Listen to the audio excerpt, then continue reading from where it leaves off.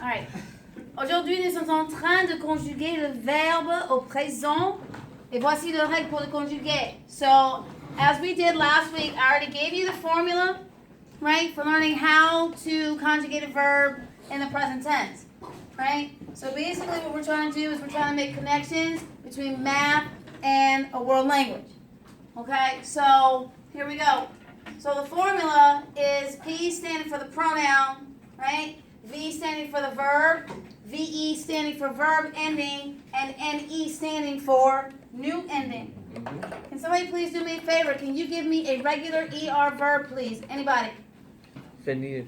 That's an IR verb. Chante. I heard chante. Chante. What does chante mean? To sing. To sing. Right? It means to sing. All right. Okay. So here we go. So with this in mind, right, what we're going to do is we're going to get to how this verb will change. Somebody please give me a pronoun.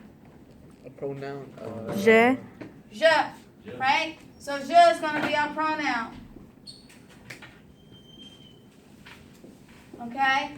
All right, so here we go. So I'm going to follow this formula, and I'm going to use this verb, and we're going to get to how this verb is supposed to end. Okay? So here we have the pronoun being je, right? And then what I'm going to do is I'm going to add my verb, which is chanter, right? So what is this formula telling me I got to do next? Anybody? Take off the ER, right?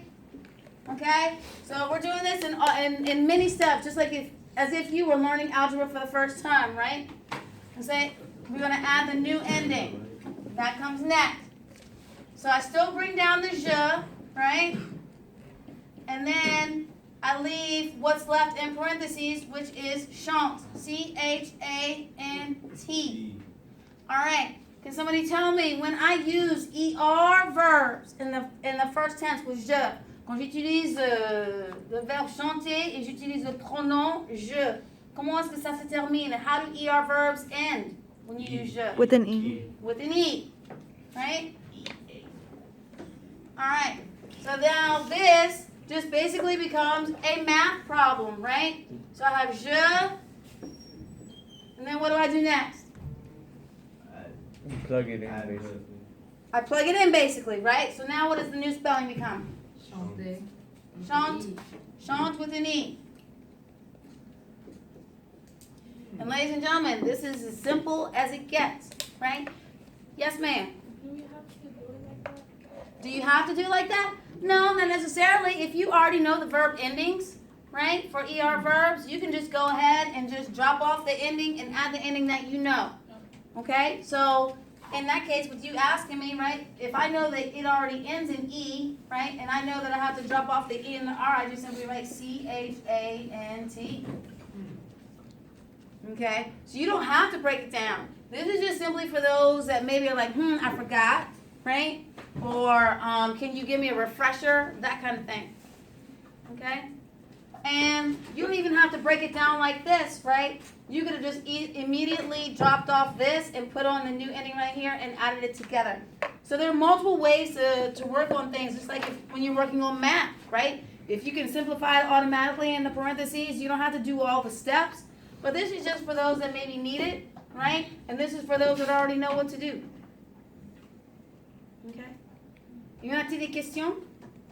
No. Anybody have questions? No.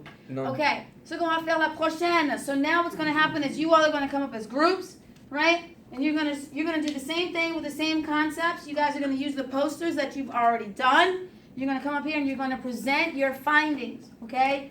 Le futur proche, the near present, l'imparfait, the imperfect, le conditionnel, the conditional, the futur, the future, le passé composé, which is the past tense, le passé récent, which is the recent past, and then later on, ladies and gentlemen, we're going to all do this one together, the subjunctive, the subjunctive.